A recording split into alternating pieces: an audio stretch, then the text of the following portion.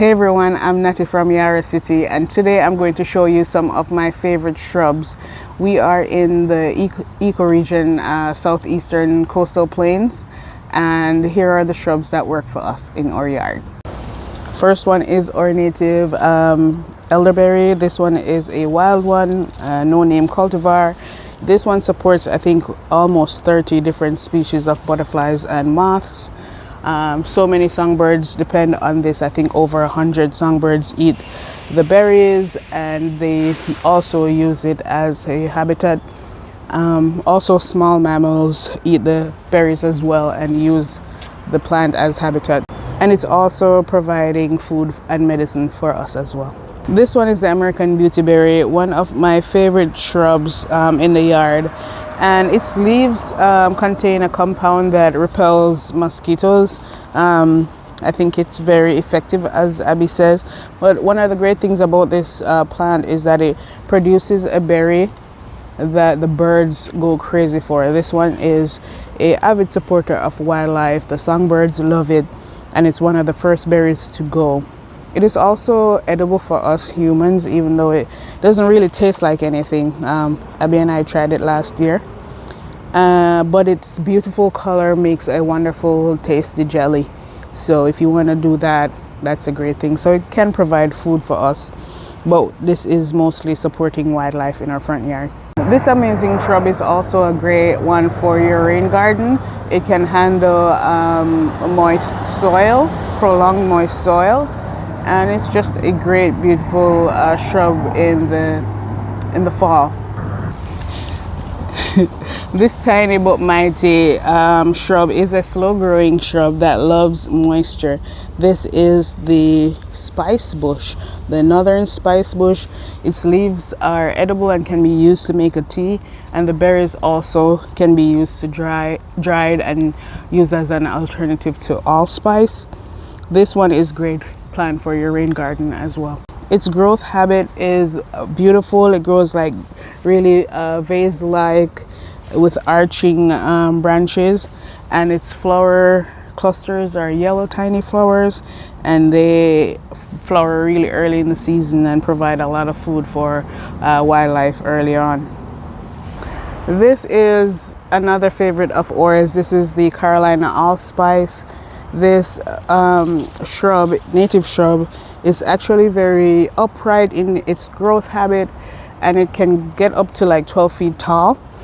It produces very fragrant blooms that are like ancient looking burgundy flowers, and its growth habit facilitates nesting for wildlife. So I can't wait to see this grow and be beautiful in the front yard. This is a beautiful shrub.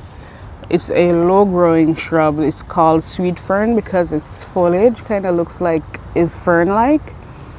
This shrub is usually found on like sandy riverbanks or near the coast.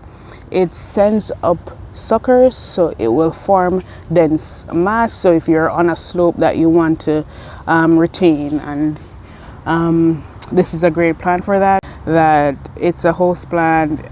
It has fragrant foliage. It smells so good. I don't know how to describe this. It's very herby and perfumey, and yeah, it's a great shrub to have in your landscape. We do not put this in the ground because we do not have a big yard for it to create a dense thicket. But if you do, this is a great plant for you. This native shrub also supports over 60 species of butterflies and moths. So it's a pretty vital plant in the landscape in our area. This is a high bush blueberry. High bush blueberry in our area supports over 120 different varieties of different species, of butterflies and moths. A lot of wildlife depend on this plant, which is why when you plant it in your garden, it's so hard for you to get it. Need this plant for their support. Small mammals, rodents, all the works, foxes, bears. This plant supports a lot in our area, so plant more than you need. Another native shrub that is beautiful in your landscape and has a lot of function for wildlife and gardening function is the ninebark. The common ninebark is much more supportive of wildlife than this cultivar, so get the common one, but the common one is pretty huge. Ninebark's roots go far down, so it's great to have if you are in a danky area that needs help with drainage and stormwater runoff. It gets its name from its stripping bark, and the strips are usually used by birds as nesting material. Its growth habit also supports wildlife as a habitat, as a place to build nests in, and it flowers early, I think in May, and its flowers support a lot of pollinators as well.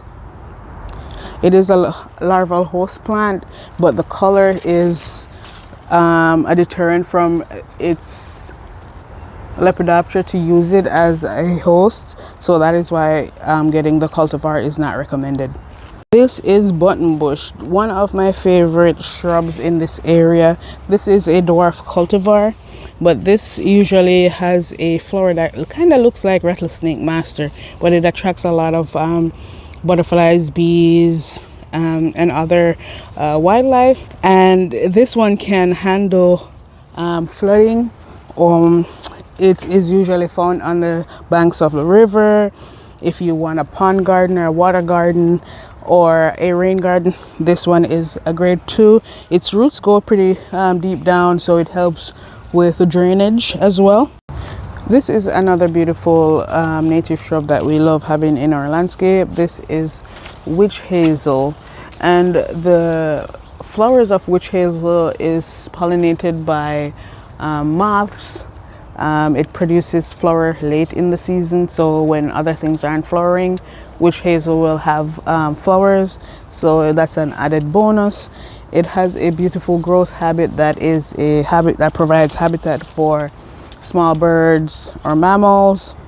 It is also great medicine, so you can use the bark to make an elixir. Is that what it's called? And astringent for your skin. So it's just a great all-around plant to have. Also, it has great deep roots as well, so a great plant to have where you want to burst up that compacted clay. So when you're planning out your garden or your home landscape, don't forget shrubs. Shrubs are often overlooked, but they are critical for site restoration, and they're critical for food production in your system. But most importantly, it supports a lot of wildlife around you. So plant more shrubs.